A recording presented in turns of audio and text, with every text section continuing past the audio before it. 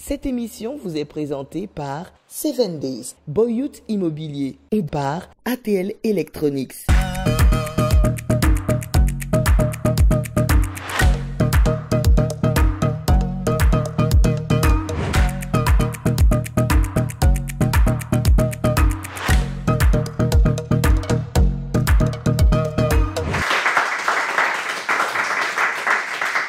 Salut à tous et à toutes, bienvenue dans votre émission Professeur Auto-École. Je suis très heureux, chers amis conducteurs, automobilistes, fans des côtes de la route. Je suis très heureux de vous retrouver à nouveau. Aujourd'hui, dans votre émission Professeur Auto-École, nous allons aborder des thèmes très simples, histoire de les détailler, de les étayer et vous permettre de bien vous comporter quand vous serez sur la route.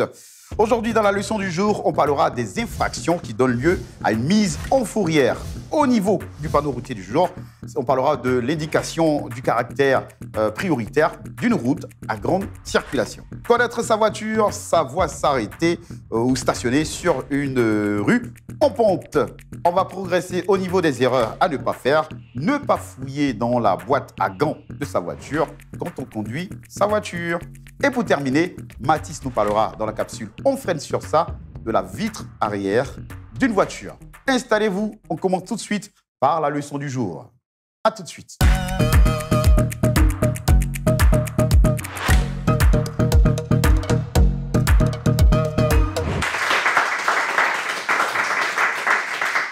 La leçon du jour, on parle aujourd'hui des infractions qui donnent lieu à une mise en fourrière.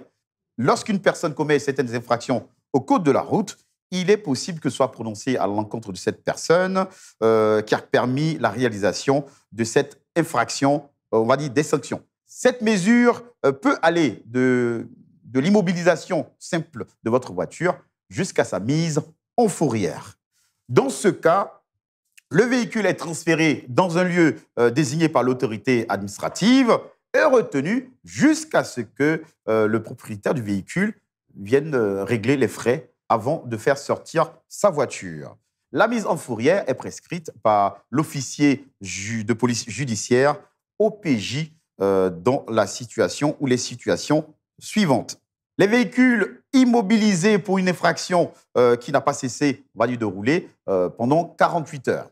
Les stationnements dangereux, c'est-à-dire les stationnements en pente, sur des côtes et même sur des virages, etc. On a aussi des stationnements gênants ou entravant la circulation aux autres usagers de la route. On a aussi les défauts de visite technique, ça peut entraîner des mises en fourrière.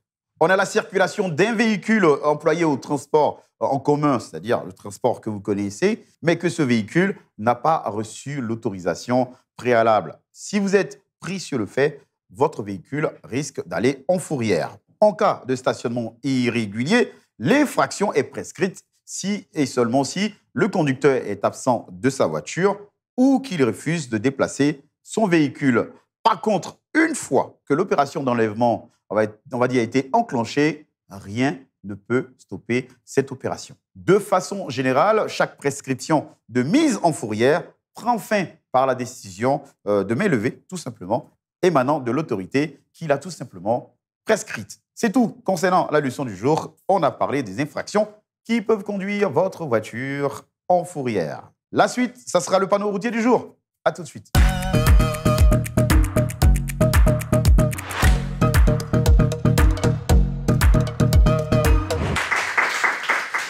Le panneau routier du jour, aujourd'hui, on parle d'indication du caractère prioritaire d'une route à grande circulation. Et oui, le panneau de route prioritaire fait partie des panneaux de signalisation routière d'intersection. Ils ont pour but tout simplement d'indiquer le régime de priorité à appliquer à un croisement. Composé d'un losange jaune entouré d'une bande blanche, le panneau AB6 annonce ou rappelle le caractère prioritaire de la route sur laquelle vous êtes amené à circuler. Ils sont pourvus d'un revêtement auto-réfléchissant pour rester visibles donc toute la nuit. Ils indiquent que la route est prioritaire sur toutes les intersections. Donc les véhicules venant de la droite, de la gauche ou même d'en face sont dans l'obligation de s'arrêter tout simplement. Voici en gros le panneau routier du jour. Aujourd'hui, c'était l'indication du caractère prioritaire d'une route à grande circulation. La suite, c'est la rubrique Connaître sa voiture, savoir stationner sur une rue en pente. À tout de suite.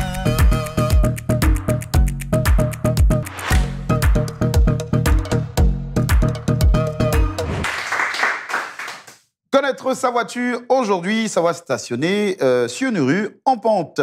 Le danger d'un stationnement sur une rue en pente apparaît lorsque le système permettant de maintenir votre véhicule à l'arrêt arrive à ne pas fonctionner correctement. Un stationnement en pente doit respecter un certain nombre d'éléments. Il vous est conseillé tout simplement de tourner légèrement les roues de votre voiture vers le trottoir. Donc, ne garez pas votre voiture, on va dire, dans la droite ligne, comme ça. Mais vous tournez un peu vers le trottoir, vous l'inclinez tout simplement. Comme ça, si votre véhicule doit descendre, ça pourrait faire une rotation et vous aider, pourquoi pas, à stopper votre voiture. Donc, vous gardez votre voiture en direction du trottoir. Pour un véhicule manuel, il est donc indiqué d'enclencher, on va dire, l'élément manuel, c'est-à-dire en tirant tout simplement le frein à main et mettre votre voiture en première. À l'inverse, si votre véhicule est automatique, vous allez devoir laisser votre véhicule en position arrêt sur le P, tout simplement. Et votre voiture, sera tout simplement positionnée. Ainsi, vous allez éviter de créer des accidents sur la route, surtout quand vous êtes sur une pente. Dans cette position, un certain nombre de précautions doivent être prises pour le bon fonctionnement et pour l'arrêt de votre voiture. En cas de défaillance du système, il faut penser et songer à vous rendre chez un professionnel pour régler ce problème. C'est tout concernant connaître sa voiture. À présent, la rubrique à ne pas faire, ne pas fouiller dans sa boîte à gants quand on est au volant. À tout de suite.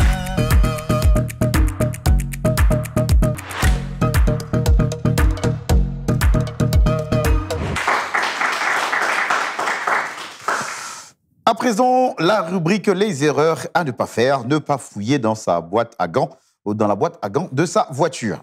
Quand vous conduisez votre voiture, le fait de fouiller dans la boîte à gants de votre voiture peut être source de distraction. Car si ce que vous cherchez, vous ne le retrouvez pas rapidement, la distraction est tout de suite vite venue. Et oui, le risque d'accident ou de tomber dans un ravin ou pourquoi pas tomber dans un nid de poule ou monter même sur les dos d'âne, le risque paraît très élevé. Il est conseillé aussi, chers conducteurs, de ne pas fouiller dans la boîte à gants, tout simplement parce que vous pouvez perdre le contrôle de votre voiture. Imaginez que vous prenez votre temps pour fouiller dans la boîte à gants. Vous ne retrouvez pas l'élément que vous cherchez. Vous êtes en train de fouiller en vain. À un moment donné, votre attention sera portée sur la boîte à gants de votre voiture, ce qui peut vous empêcher de vous concentrer sur la route. Les mains devant être posées sur le volant, une main absente, c'est une source potentielle d'accident sur la route. Et pour finir, on a les risques d'accident. N'oubliez pas que le nombre d'accidents sur nos routes est le fait tout simplement des hommes. Dans de nombreux pays, fouiller dans sa boîte à gants est une infraction au code de la route passible d'une amende forte. Chers conducteurs, ces conseils sont utiles et j'espère que désormais, vous ne fouillerez plus dans la boîte à gants de votre voiture quand vous serez en conduite. On va terminer cette émission avec un peu d'humour. Mathis, dans On freine sur ça, parle aujourd'hui de la vitre arrière d'une voiture.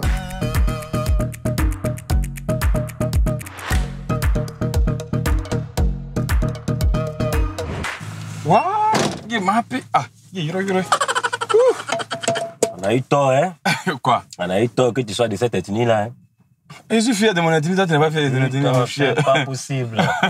Voilà, il dit Mathis, attends. Quand toi tu viens à ta maison, tu fais quoi? Qu'avec quoi? Quand tu viens à ta maison, tu fais quoi? Quand je rentre à la maison. Ici, quand toi tu viens à ta maison, tu tors. Ou dis, monsieur. Non. Tu fais quoi? Quand je rentre à la maison, je regarde les enfants, je regarde madame, je regarde un peu, je regarde un peu le journal, je regarde un peu l'actualité du pays, je regarde la chaîne nationale. Est-ce que ta vieille Caracas, tu dois te documenter là-dessus. Je me suis documenté ta vieille Caracas. De quoi? Je me suis documenté. De qui? Documenté. Exprime-toi. Voilà. Exprime-toi. Voilà. Documenter et puis documenter, ça fait deux mots différents. Documenté. Voilà. J'ai appris beaucoup de choses sur ta vieille Caracas. J'ai appris beaucoup de choses sur ma vieille Caracas. C'est qui là-bas en fait? C'est que la vie de La vie t'arrive. Ah désolé de montrer quelque chose. On n'a pas ça qu'on. Viens. Il est où? Je suis là. C'est ça qui était pas là. C'est la vie t'arrive. Non. Vite arrière, ça c'est au français du quartier. Là. En bon français, on dit la lunette. Ou une custode.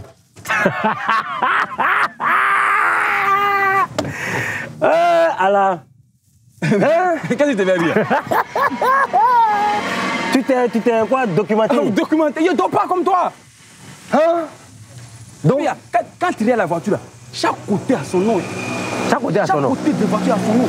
Dans maintenant, tous tes membres là, tes doigts ont un nom là. Ça aussi, ça a un nom.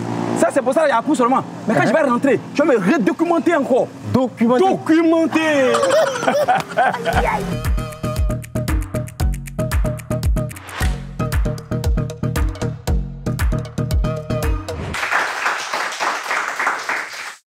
On a parlé aujourd'hui dans cette émission Professeur Auto-École au niveau de la leçon du jour des infractions qui peuvent conduire votre voiture à la fourrière.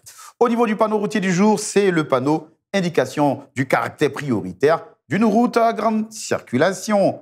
On a progressé tout doucement avec la rubrique Connaître sa voiture, savoir stationner sur une rue en pente. La suite a été tout simplement au niveau des erreurs à ne pas faire. Conduire et fouiller dans la boîte à gants de sa voiture, ce n'est pas une bonne chose. On a terminé avec un peu d'humour comme d'habitude, avec On freine sur ça, Mathis et son ami. On parle aujourd'hui de la vitre arrière d'une voiture. C'est tout pour votre émission Professeur Auto-École. À moi, je vous retrouve très bientôt pour une autre émission Professeur Auto-École. Ciao, ciao! Salut, moi c'est Idrissa Touré. Je souhaite passer ce message pour interpeller tous les usagers de la route à travers cet exemple qui m'a choqué, marqué.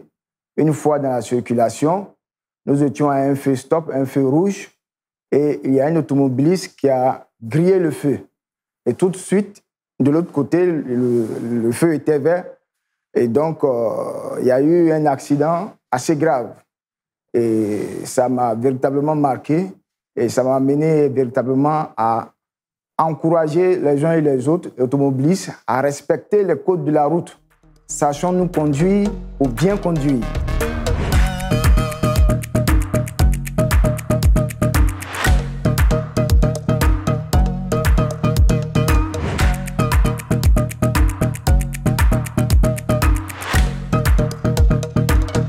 Cette émission vous a été présentée par Boyout Immobilier et par ATL Electronics.